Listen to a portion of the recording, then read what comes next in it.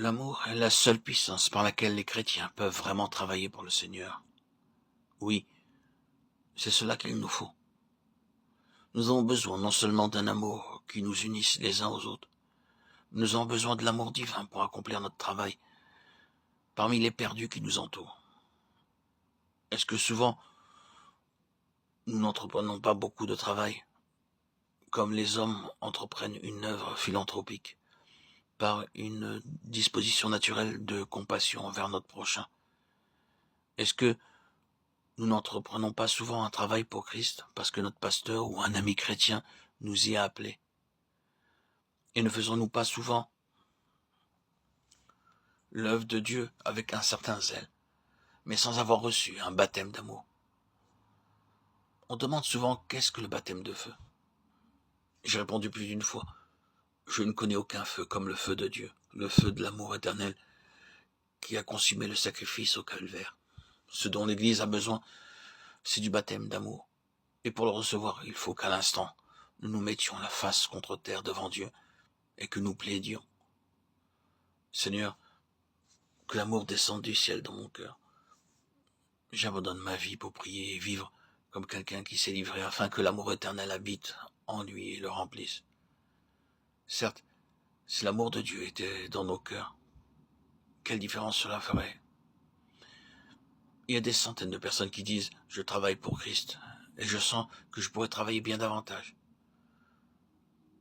Mais je ne suis pas doué pour ce travail. Je ne sais ni où ni comment commencer. Je ne sais pas ce que je puis faire. Mon frère, ma sœur, demandez à Dieu de vous baptiser de l'esprit d'amour. Et alors, l'amour trouvera son chemin. L'amour est un feu qui consume toutes les difficultés. Vous pouvez être un timide, un hésitant, qui ne peut pas bien parler, mais l'amour peut consumer tous les obstacles. Seigneur, remplis-nous d'amour. Nous en avons besoin pour faire le travail que tu nous confies. Vous avez certainement lu bien des récits touchant au sujet de l'amour chrétien, et vous avez dit c'est magnifique, sublime, merveilleux. J'ai entendu un récit de ce genre il y a quelque temps.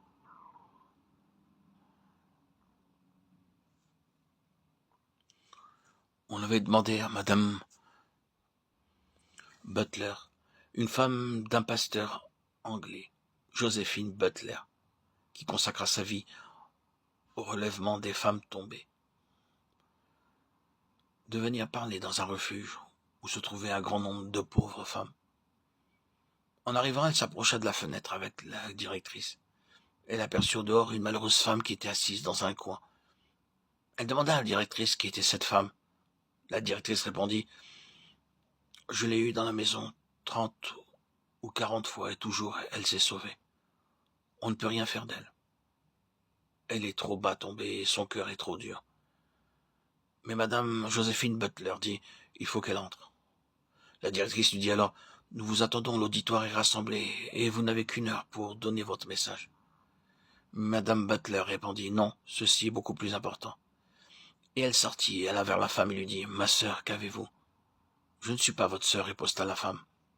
Alors, Madame Joséphine Butler posa sa main sur elle et dit « Oui, je suis votre sœur et je vous aime. » Et elle continua à parler jusqu'à ce que le cœur de la pauvre femme fût touché.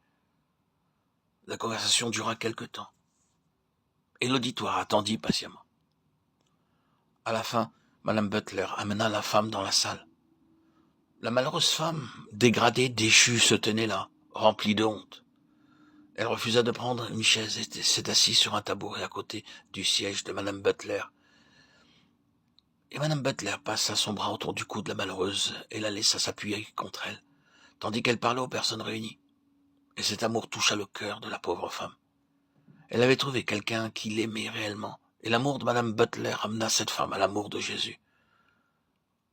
Dieu soit béni. Il y a de l'amour dans le cœur des enfants de Dieu. Si seulement il y en avait davantage.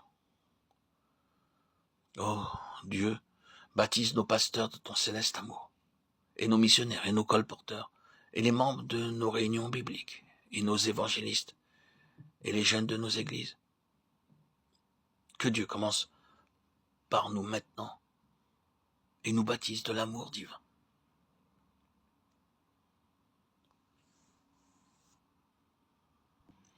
l'amour seul peut nous qualifier pour le travail divin, pour la mission auquel Dieu nous a assignée.